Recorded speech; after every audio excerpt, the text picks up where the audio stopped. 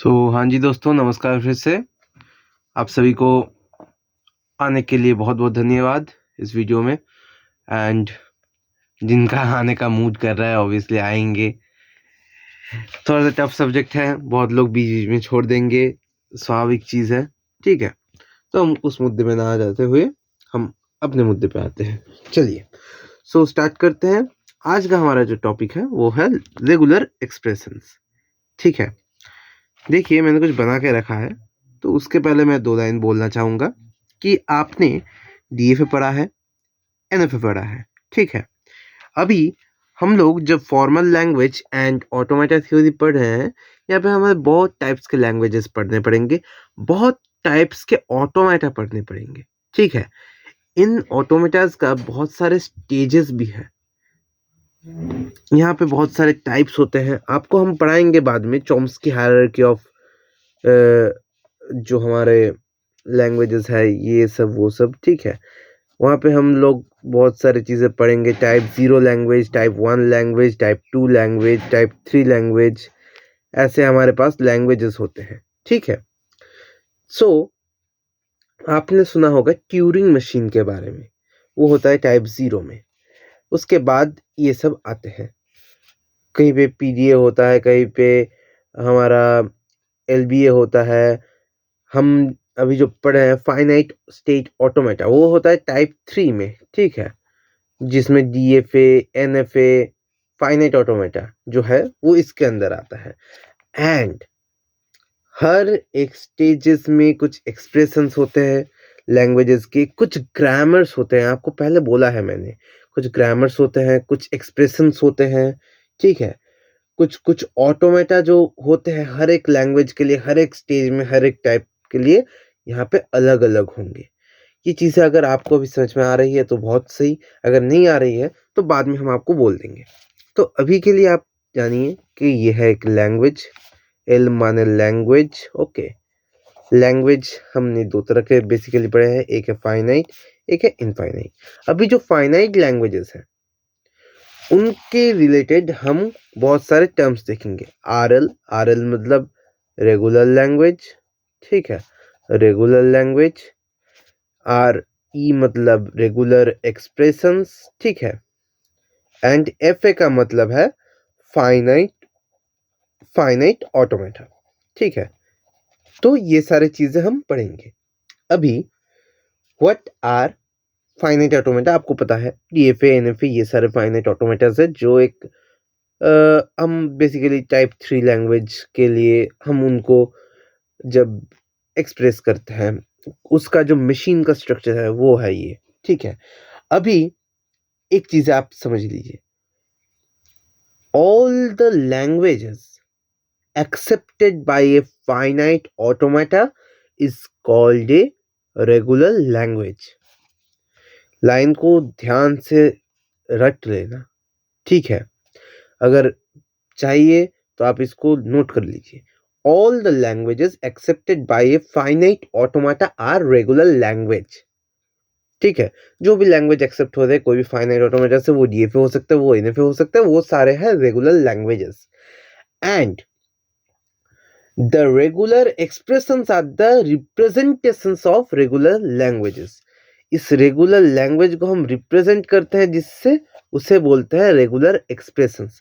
कैसे रिप्रेजेंट करते हैं आपको समझाते हैं हम, ठीक है? आप ध्यान से देखिएगा ये चीजें कैसे होती है। तो हम देखेंगे रेगुलर एक्सप्रेशंस। रेगुलर एक्सप्रेशंस कैसे होते हैं? बेसिकली कभी-कभी कुछ लैंग्वेजेस में अगर कोई स्ट्रिंग ही नहीं रहा, I am not telling about empty string, I am telling about no string, ठीक है?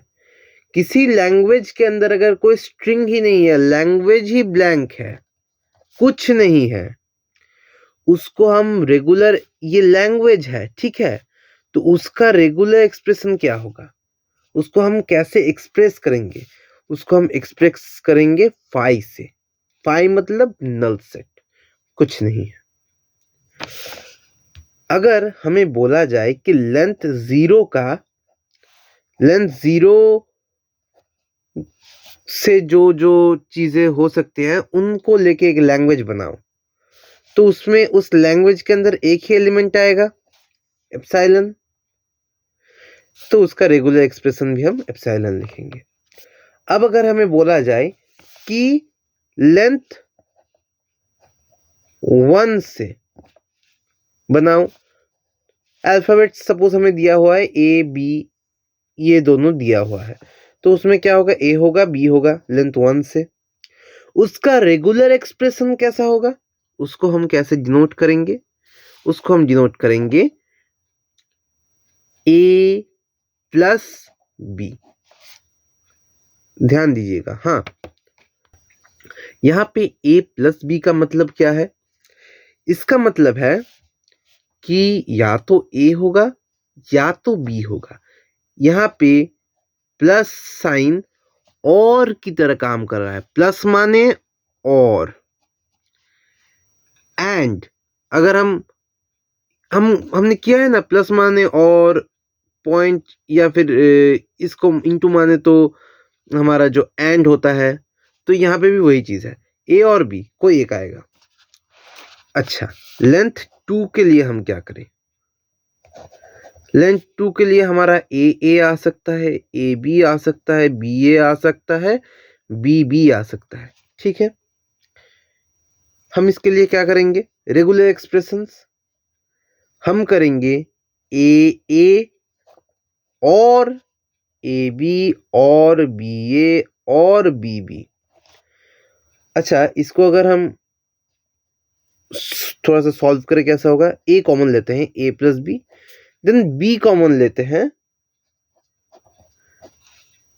दिखाई दे रहा है? हाँ, बी कॉमन लेते हैं, ए प्लस बी। अब आप बोलेंगे कि नॉर्मल मैथ की तरह हम सॉल्व करें। हाँ, नॉर्मल मैथ्स की तरह ही सॉल्व होगा। यहाँ पे ए मतलब ए के बाद ही ए आएगा, ठीक है?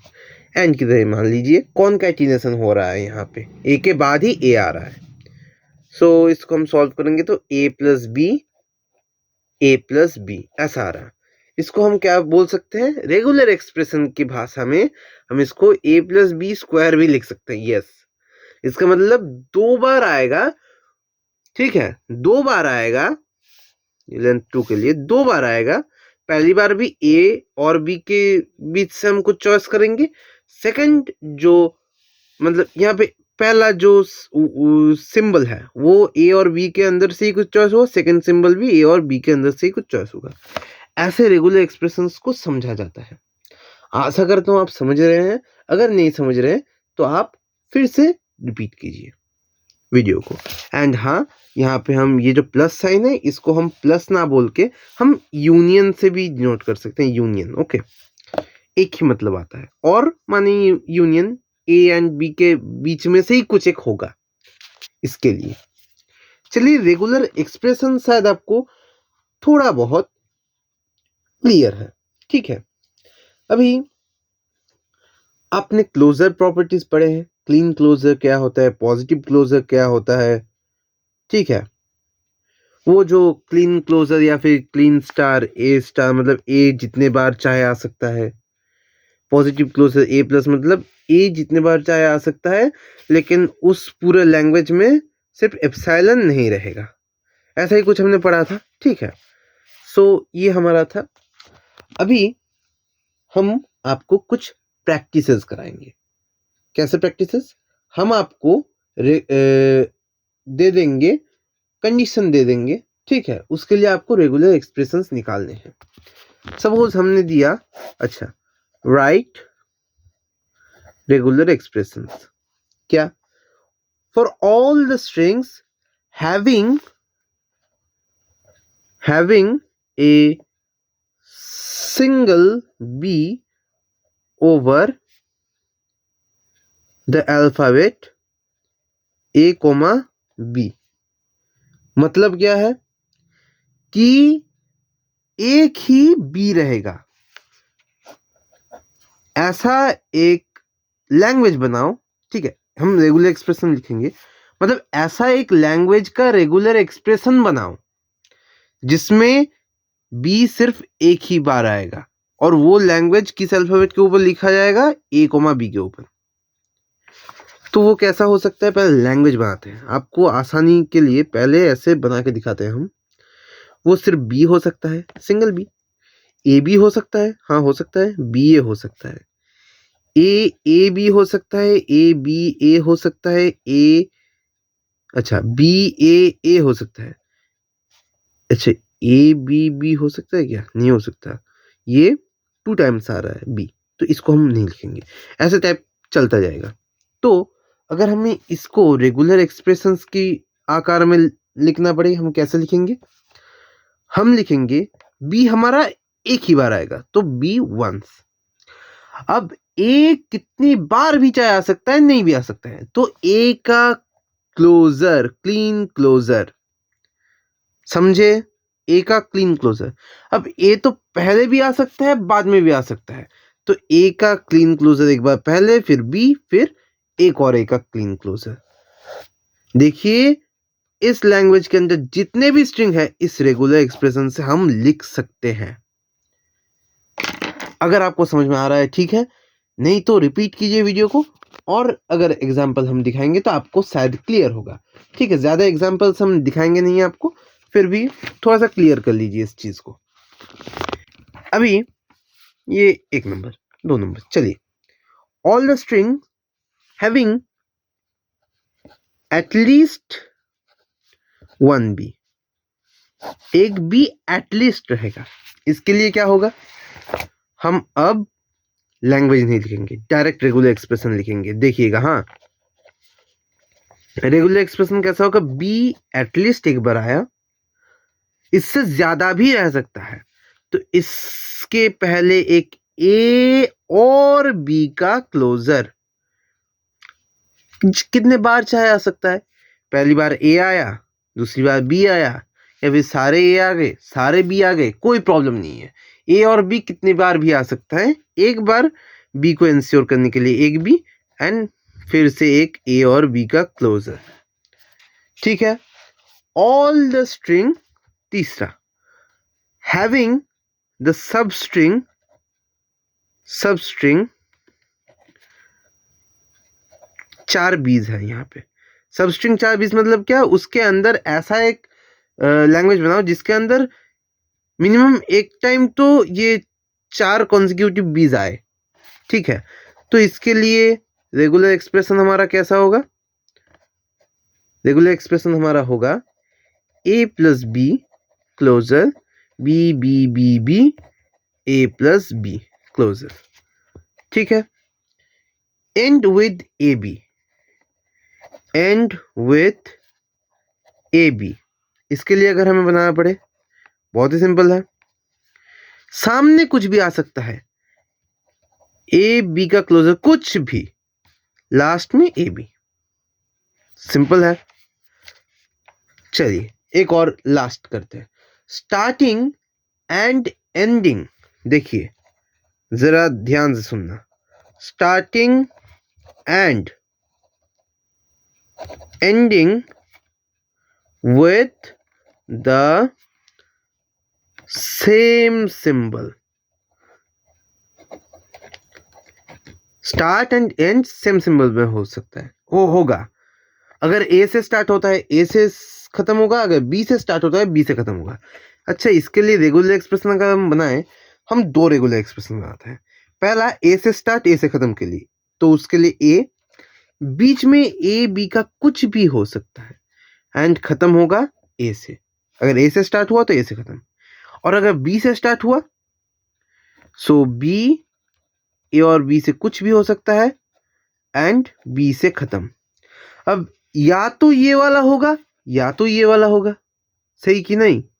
हमें बोला है कि सेम सिंबल से स्टार्ट एंड एंड होगा, तो या तो ये वाला होगा या तो ये वाला होगा, तो बीच में एक और लगा दीजिए, बस खत्म, केस खत्म, केस क्लोज्ड। आशा करता हूं आपको समझ में आया है।